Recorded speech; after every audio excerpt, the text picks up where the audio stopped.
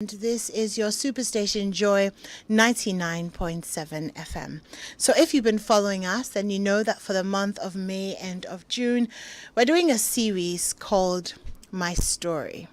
And we'll be sharing with you the stories of amazing women who have gone through the most difficult things and have overcome and are overcoming. Tonight's show is especially dear to my heart, and I'd like to dedicate it to all the women out there who are fighting endometriosis. It's not a condition that we talk about often enough.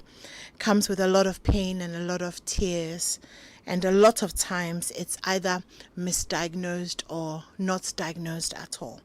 And so tonight's show is for you, all the endo warriors out there, especially my darling best friend, Annalisa. I'll be thinking of you as we have this conversation tonight. So joining me today is a lady who doesn't really look like she's been through a lot. But when you hear her story, then you'll really understand. But she doesn't look like she's been through a lot. She's a little bit quiet and really, really beautiful, and has no scars to show that we can see anyway. But thank you so much for joining us tonight. Her name is Dorcas Ya Mensah, and she is a teacher. Thank you for joining us, Dorcas. Thank you so much. It's great to have you here. Thank you. So I've heard bits and pieces of your story, and we're going to try and hear the full story tonight. Sure. So let's start from the beginning. Can you paint a picture for us of what your life was like growing up? You're a teacher, Yes. so you know what school was like, right up until you started to have some of the health challenges that we're going to be talking about tonight. Okay, thank you so much. So I'm from Budada, near Jasika in Uti region. Okay. Actually, my mom. Okay. And my dad is from Kweutafu. Okay. I grew up with my grandparents, a very strict environment, and they showed me love anyway. After at a point I had to leave my grandparents and then stay with a couple of people. Okay. Then I went to the training college. During my second year in training college, I started experiencing health issues. Okay. But I didn't take it serious. What So at kind a of point, health issues? I had some rashes around my labia majora. Okay. So I went to Ho Hospital, Okay. and then one doctor told me, he guided me on what to do. Okay. I did, and then it disappeared. Okay. Then right after college, when I was posted to my first station, I had a boil just around where I had the rashes. The rashes. Okay. And it was a big one. Okay. So I had to be rushed to the hospital. Oh wow. Okay. When I went to the hospital, the doctor told me that the name is Bartholin cyst. Okay. And they operated, like I had an operation. Then I went home. So it was, if you had an operation, then it was big. Yeah, it was big. Did it like just suddenly appear, or it was? Started like a normal boil. Okay. And then it started becoming uncomfortable. Okay. So at a point I felt like, no, this is not a normal, like something I could treat, because people were recommending herbs and other stuff. Okay. But it wasn't going. So I had a surgery. Then a month later, it appeared. So I went back to 37. And then I had my late uncle, he died last year. He took me there, and then he recommended the doctor for me. So the doctor told me that he explained what exactly it is, and that he told me it could be reoccurring until at a point. Okay. So after the second one, which I had the operation. So you had the second. Yes. You had the first operation to Yes. remove it. Then you had the second operation to remove the second one. So I had 4 operations for Bartholin cyst. 4. Yes, please. Wow. Over what period? Between 2012 and 2016. So 4 years. Yes, please. 4 operations. Yes, please. Okay. Then within that 2012 and 2013, I had a lump in my breast. At the same time. Yes, like. So whilst you were dealing with this, Yes, then this one too started. Okay. So I had a boil in my a lump in A my lump. breast. I'm very sensitive with my body. Okay. So at some point I checked some parts of my body. Okay. So I realized there was something abnormal in my right breast. I went to Rara Hospital in OT region, and then they told me they had to operate upon me as soon as possible. Then after I was taken out, I think it was like after a year. Okay. Then it came to the right. So at this point, in the course of 4 years, you had 4 surgeries for the cyst. Yes, please. Then in 2013, Yes. you discovered a lump in your breast. Yes, and then please. you had a surgery that year Yes, as please. well. Yes, please. So in 4 years, you had 5 surgeries. Yes, please. And possibly 2 within a year. Yes, please. Okay, so you have it removed. I mean, obviously they must have done a biopsy, and it was not. There was no. It was nothing benign. cancerous. There was nothing cancerous. Yes, Okay. please. So when it came to the right hand side, the doctor told me I was actually in my post. I had left OT to Eastern region. So he asked that I come back so that he would operate upon the one. So he did it, and then he told me he actually, the way he made it, it looked like, I said, I'm about getting cancer. Okay. He made it seem very urgent. I don't know if, yes, he made, I got, I got scared. Okay. So I spoke with my parents, and we were all scared. Yeah. I was like, okay, whatever happens should happen. So they did the right operation. He gave me drugs. I bought a lot of drugs. And I spoke with one doctor friend at Kufuoredua Regional Hospital, and then he told me if after like a year nothing comes, I don't feel any pain around my breast or anything, then I should relax. So once a while I visit him at Kufuoredua. And then I realized that for the lumps and all of that had disappeared. So from early 2016 entering 2017, I started feeling some bloating in my tummy. Okay. So before we talk about that, between 2012 and 2016, how much pain were you in?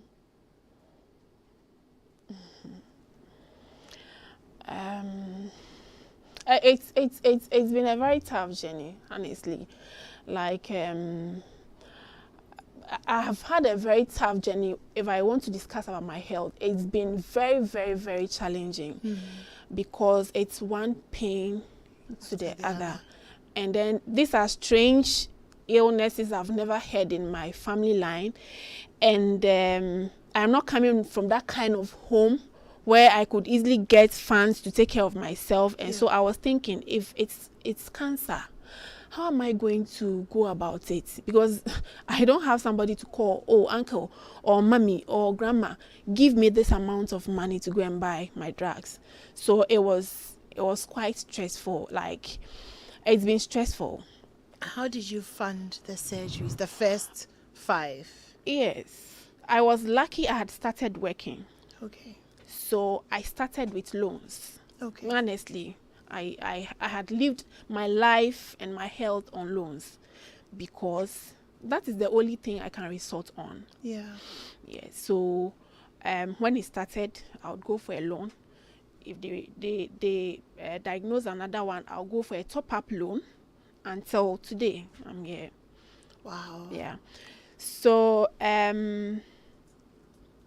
after the lumps. Yes, I discovered my tummy was bloating. Yeah. I started discussing it with my colleagues, and then they were like, "Oh, she show." Like I said, I'm very sensitive with my body, so I felt like when I stand beside the mirror, I feel that my tummy is bloated. Asobia or babenyem. Okay. So anytime I go to school, I tell my friends, like my tummy is bloating. Then they will say no. Then one day, one of my closest friends called me and was like, Dorcas, no, your tummy is really bloated. And when I go to town, people call me painful. Like, people had started calling me somebody who is pregnant. Okay, so your tummy was It really got growing. bloated. Like, Okay. I stopped wearing fitted Because dresses. you're quite tiny as Yes, well. I stopped Okay. wearing fitted dresses because it really was showing. So I rushed to 37. I called up my late uncle, and then he took me to the doctor, one gynecologist, and then he arranged for a surgery. So Wait, so he took you to the gynecologist, and then they did a scan. yeah, I ran a lot of scans. A lot of scans. A lot of scans. I think it took me like 5 months for my surgery date to be communicated. I anytime I go, they will say I should go and do this, I should do that, I should do this, I shouldn't do this, for like 5 months continuous before they gave me the surgery date. And so at which point did they tell you what it was? Just after, like, the first day I went with my uncle and I had a scan. The doctor told me that I have fibroids. Okay. And that it's quite huge. That was what she said. So she put me on medication. She said they had to monitor my blood and all of that to prepare me for the surgery. How did you feel when you were told this after 5 surgeries in 4 years? I'm sure after there was a space in between where you must have been relieved, like, okay, it's over. Yeah. And then this comes. How did you Yes. feel? I felt lost. I had always been depressed from when I had the surgery for the back. I had always, from 2012, I should be very honest, I haven't been myself. And so when that news also came, I was like, then what is it? Honestly, I gave up on God. I have given up on God. You have? Yes, I have. I feel that there is no God. Because if there is a God, and this God knows the kind of home I'm coming from, why would I go through such strange illnesses that would make me go through financial challenges, that would make me put financial burdens on family and friends? So I feel that there is no God. And I have been very, like, mostly I'm depressed. I think a lot. I haven't gotten over all that I have been through. Yes, I haven't gotten over because it. it's a lot. Yeah. It's a lot. Yeah. So when you were diagnosed with the fibroid, then the doctor said that obviously you have to have the surgery. Yeah. So you started to prepare for it. What was that, the myomectomy phase like? I could remember when I was sent to the theater.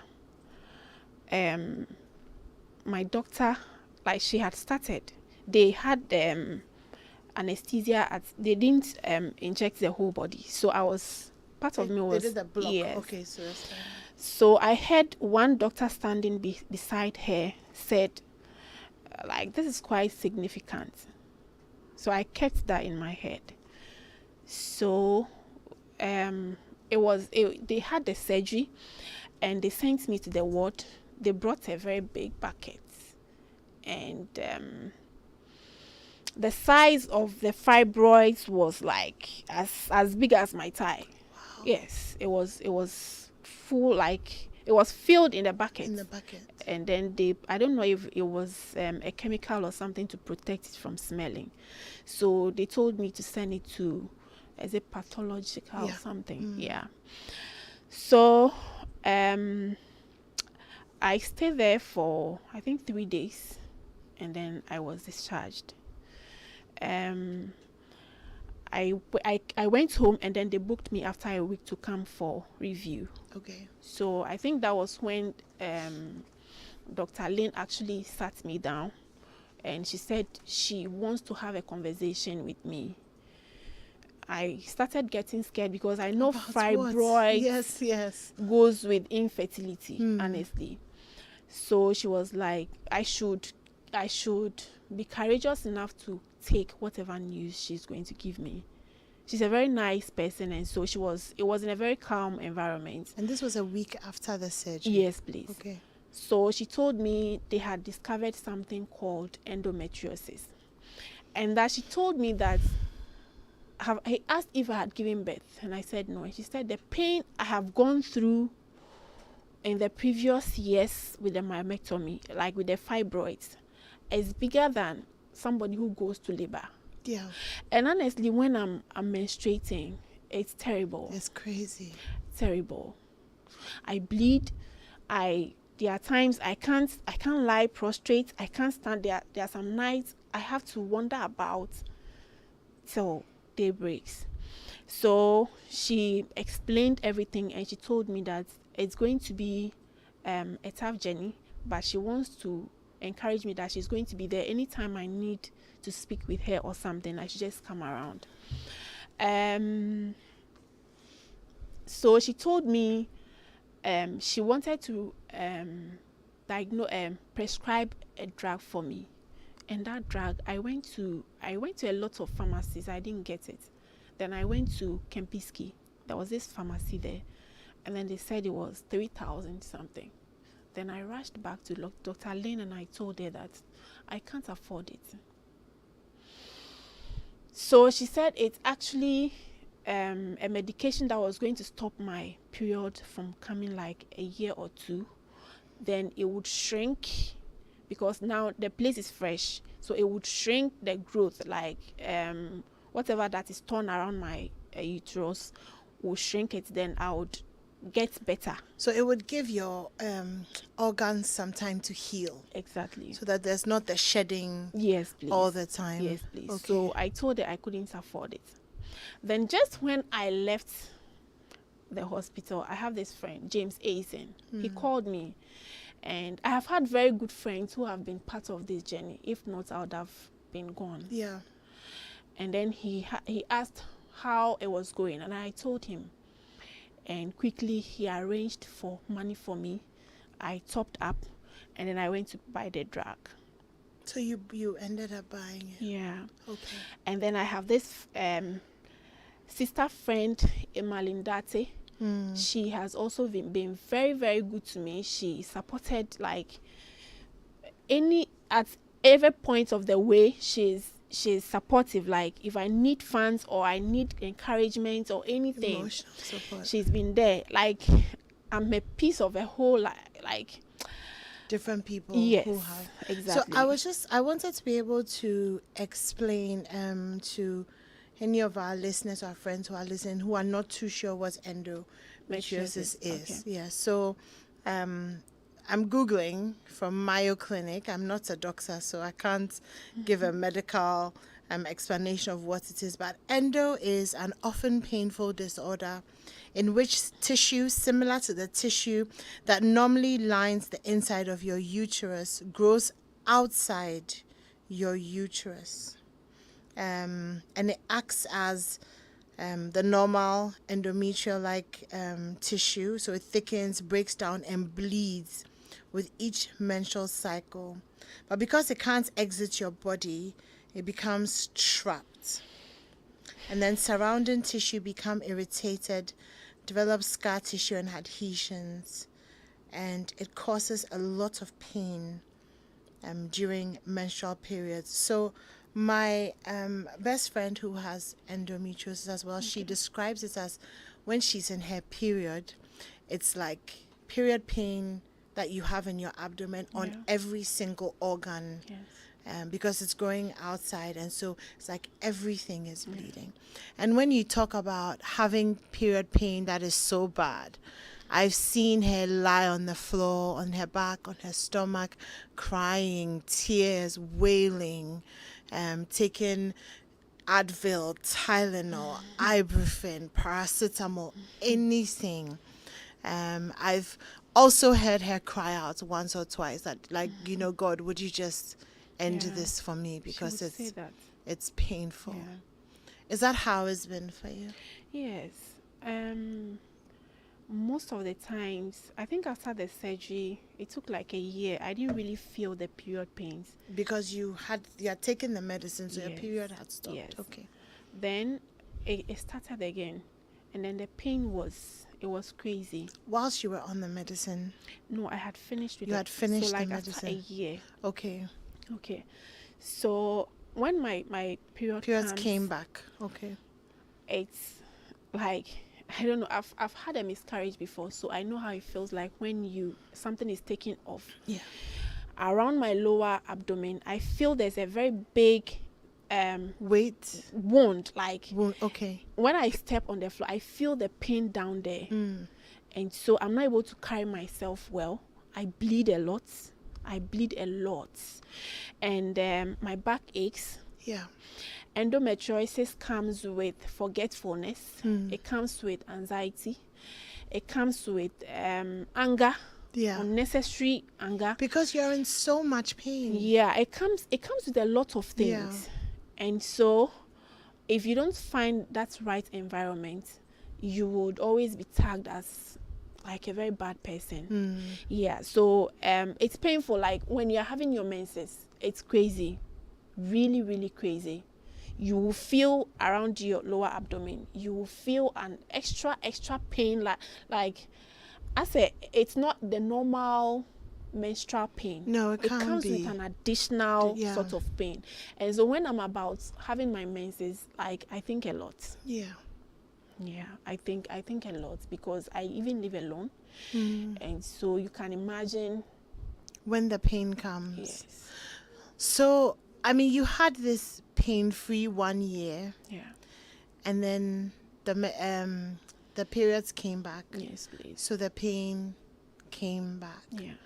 What are some of the options, or what were some of the options that your doctors offered you in terms of pain management? Or I think for one of my friends, she just decided to have a hysterectomy and just completely stop. Actually, she took medicine and went through menopause first, Yeah. because it was like, okay, just let it end. Yeah. So she went through menopause and the pain was still there. So then she had a hysterectomy. Are these things that you may have considered? Are these options that have been given to you? Yes, I was actually lucky. After the medication, she actually told me I was not going to have my menses. Okay. But when I took it, it came. It came for like the 1 year. Okay. So. But it came without pain. It came without pain. Okay. It came without pain. But then, when I started realizing the pain, Gibidol has been my pain reliever. Okay. And I've been on it from 2018. Wow. Yes, till now. Anytime I'm about having my menses, I have to take it like 2 or 3 days continuous. For the first 3 days, it's terrible. Okay. But the last 4 days, it's manageable. It's manageable. So I've been on Gibidol for the past 4 years, about 4 years. 4 years, yes, please. Okay. So the pain came back, and so apart from pain management, Yes, what were the please. other options that were given to you? Oh, I wasn't really given. I decided to stop going to the hospital. I told myself that after that surgery, after the myomectomy, even my doctors told me like they were tired of seeing me. Wow. Yes. Dr. Lynn told me she was tired of, so I should like she told me not to come to her again. Like it wasn't something serious, but I should just be well. Like I think she was trying to tell me that I should just be well. How you just understand? be well? So friends were guiding me on how do we say it? Local foods, Okay. herbs, and all of that. And then I try bedru. Okay. Yes, there are times I blend it, and then I take. There are times I blend. Sometimes I blend fruits, or I eat fruits. I don't eat normal foods. I want to try as much as possible to stay away from orthodox medicines, because I've taken enough. Yeah. Like I've taken enough of it. So I want to try as much as possible and live on fruits, and then the Gibidol. Okay. Yes, please. So for some time now, my pain reliever has been Gibidol.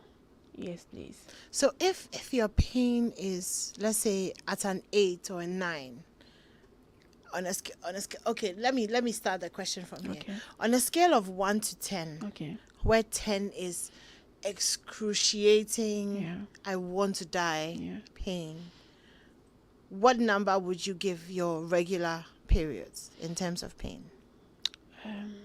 Without medication? 7. A 7. Yes, please. And with medication? 4 or 5.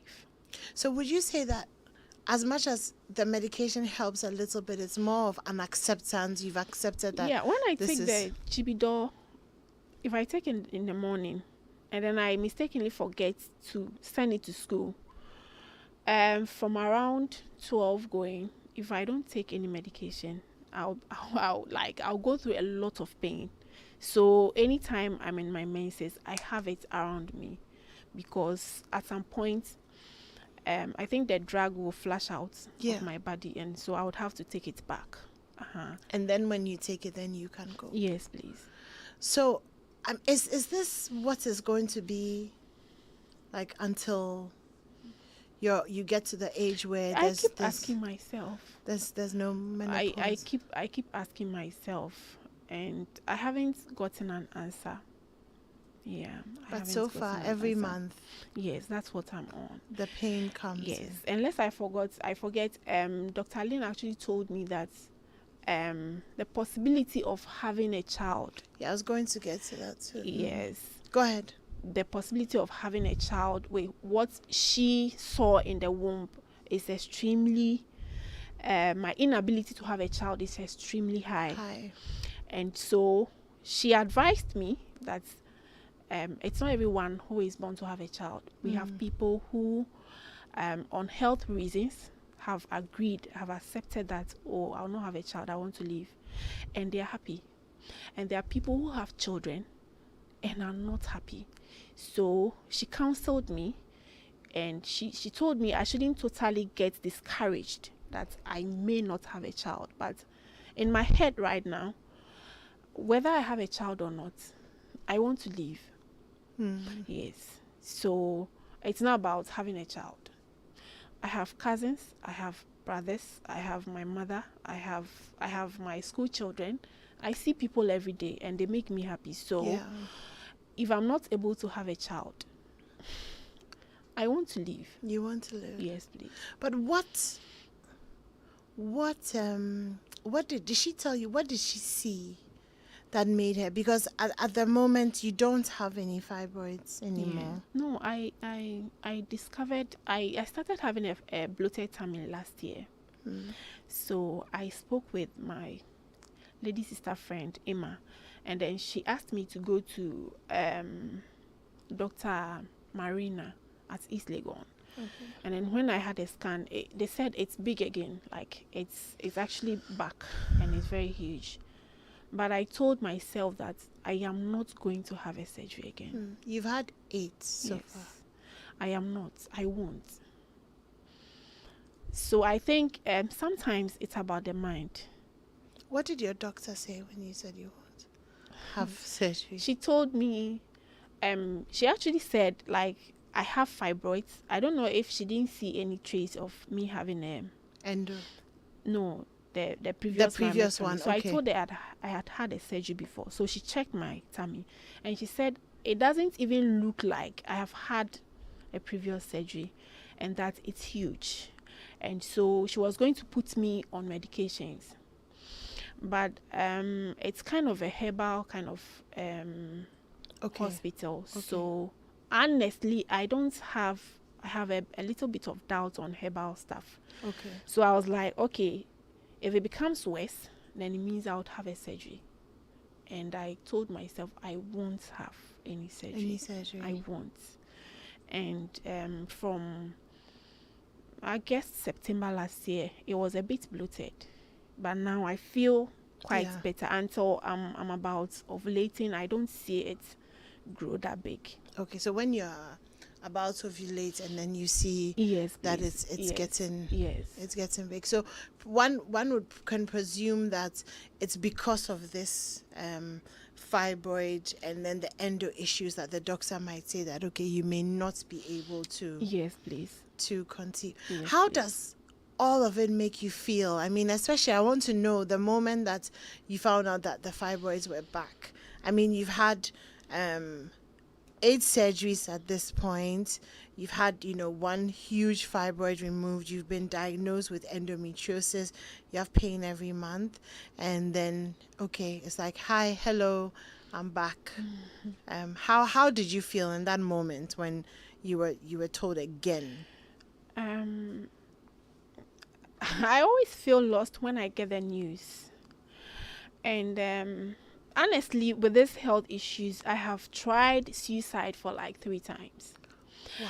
And the third one was when I had the last news for the fibroid. regrowth of the fibroid. My mother was with me then. She had stroke, and so they were with me. And I was like, my mom is sick. I have to support. And then I'm sick.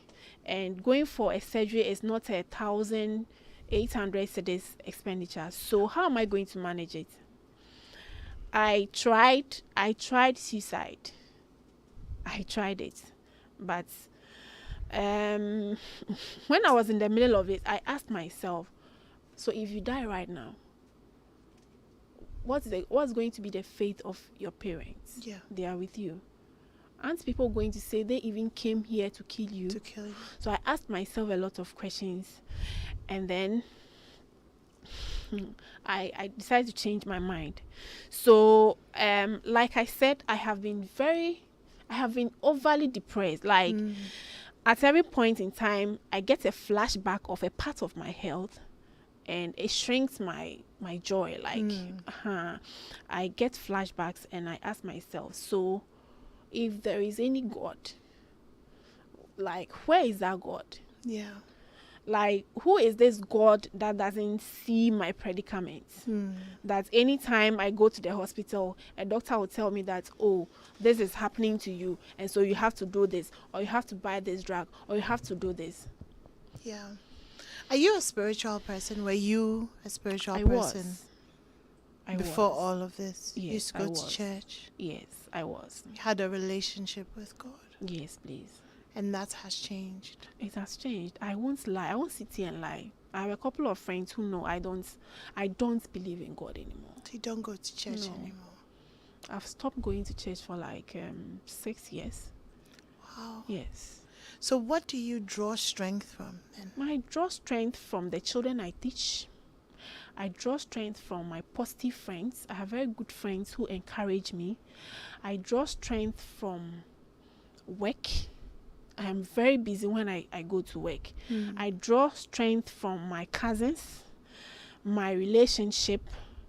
The person I'm dating is very understanding. And I was going to ask you about that. Yes. So, okay. He's very understanding, and so... Is he the gentleman yes, that you please. came with? You looked very happy together. Thank you. And he was laughing, and So I have very good, positive stuff around me that keeps me going. Yeah. I mean, in the midst, and maybe, I mean, if I overstep, feel free to tell me, but in the midst of all this pain and one thing after the other, when you're talking to your boyfriend, what does he say is his favorite thing about you? He tells me that he sees a lot of positive stuff about me, and that he sees that even in the midst of all of this, I'm positive.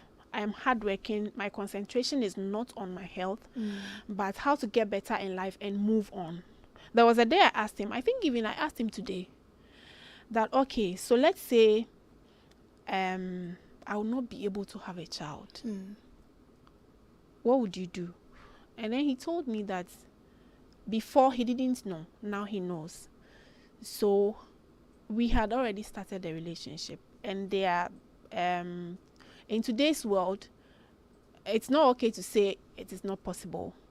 That's so true. We can try other means. And then I was like, okay, so what I say, okay, I don't want to carry the burden of going through all this health, IVF stuff. And he was like, okay, he'll be fine.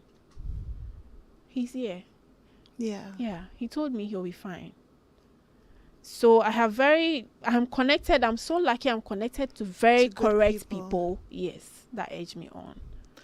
I mean, does it affect your relationship sometimes, the constant pain? Yes, sometimes my relationship with people, your significant other and then your close friends.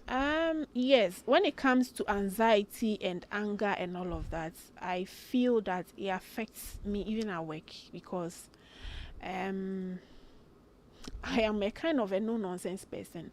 And then I have anger issues because of the endometriosis. So there are times I feel that in as much as my colleague may be wrong, I go overboard.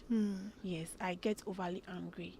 And then even yesterday, something happened and I felt like really bad about my reaction. I have a colleague, and I don't want to discuss my work issues, but Okay. at the end of the day, I felt that I overreacted towards her. Okay. Yes. So you apologize? Yes, I did that this morning. Is sex painful for you? No. Okay, so that's one good thing. No, sex is not my best friend couldn't for a very long time. But what I have observed now is I urinate a lot. Okay. Yes, when I'm about getting to my menses. As I'm here, I would have gone to the washroom like 6, 7, or 8 times. Oh. Yes, it's that bad. But and so how do you cope with that when you're in the classroom? I go. So come and teach for 5 minutes, Yes, go and pee. yes, Come and teach, yes, go and pee. yes. Come and constantly. Yes, please. Because I can't keep it. Yeah. Yeah, I can't keep it. So. How are you going to make it through the rest of your life if nothing changes, if this pain remains every month? So I drew my inspiration from last year when I realized that my tummy had really gone, like it has gone back. I told myself that I'm going to condition my mind that if this has worked, if I had a growth and then it got bloated, I had a surgery, and then now it's regrown. And then I told myself I won't go to the hospital for any surgery. And then I see changes. Then I would have to deal with the others. One of the surgeries for battling cyst, when I had it, they did the same anesthesia. And then the doctor asked, one Dr. Mensah at 37, asked the guys who were supposed to take care of me that they were actually supposed to lift me from the theater bed to the ward bed. And then when the guy came, he asked me to get up and lie on the theater bed, the ward bed. It was difficult because I like when you have the anesthesia, you feel your numb. legs are squiggly. Yes. And you can't hold your own weight. And my late uncle Benedictus Tukwe was there. The guy said I could, like, it's something I could do. According to them, I was supposed to be discharged the next morning. I stayed in 37 hospital for like 2 weeks because I had a severe headache. It affected my spine. I can't raise a bucket of water till today. I can't carry anything on your head. So it's like I had gone to pick another sickness home. Yeah. Yes. And as I sit here, the right side of my back chest, like, is that it? Mm-hmm. Yes. Like always, it's kind of when pepper is poured on you, how it feels. It burns. It burns all the time. All the time. All the time. Wow. Yes. I discovered, like, I felt that thing after that the guy did that thing to me. So my uncle actually went, like, he reported, and then at a point he said he reported the guy to the authorities, and then he was sacked. But I'm going through pain. Yeah. I can't lift stuff. If I try to lift a bucket of water, I'll feel the pain around where I had the surgeries. Yeah. And then I can't carry anything on my head. I'm going to ask you something. I'll give you the option of not answering. Okay. And I'm asking you because it's a very Ghanaian thing to ask. And so I know that a lot of people will want to know, or, be wondering. Have you, in the course of all of this, felt that all of this is maybe something spiritual? Okay. Spiritual. Yeah, as in somebody's fighting you. I mean, you know how we get as Ghanaians, we spiritualize everything. It's nothing spiritual. You've never once thought that it might No. have been. My dad sometimes tells me it could be somebody might be fighting me and all of that. How do you feel about that when he says that? I don't feel anything because he knows I don't believe it. Okay. Yes. Okay.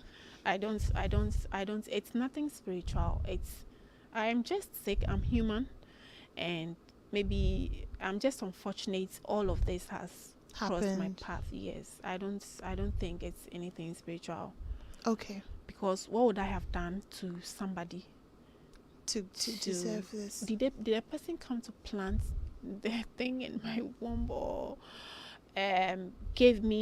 planted the battling cyst, or people have lumps in their breast? Yeah.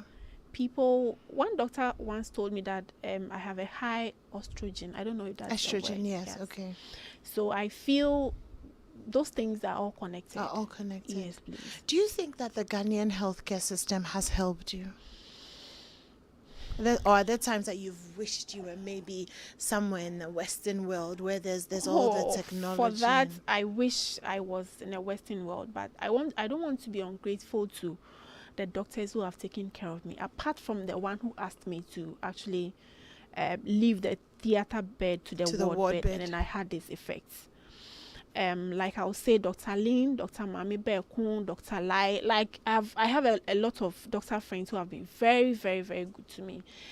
Just that I may only say that I wish I am in a foreign world, because I might have had enough money to take care of more of this. You understand? Yeah. I get that. Oh, tough story. Let me take some of your messages. This one says, Adam from Teshi says, I can relate to this story so well. I had endo too, and the pain is out of this world. I'm in my late 40s now, and my menses has stopped, so the pain is over. I'll tell my story one day. Well, thank you, Adam, for sharing that with us.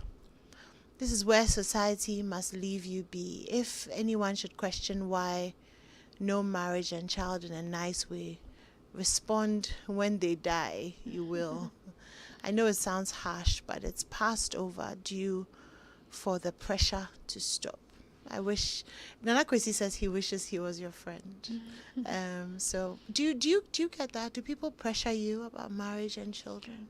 I'm lucky. No. They don't. No. They don't. Yeah. You are lucky, because people really get very annoying in that way. Okay, let's take a few more messages. Okay. Comfort and Ada is sending you her love and praying for you. Joe in Ejisu says, wow, to tell you to keep the faith. He says 3 months after his PhD graduation, he has been virtually blind, but life still goes on. There's a reason for every event. Once there is life, there is hope. Wow, that's okay. Somebody has sent you a clip.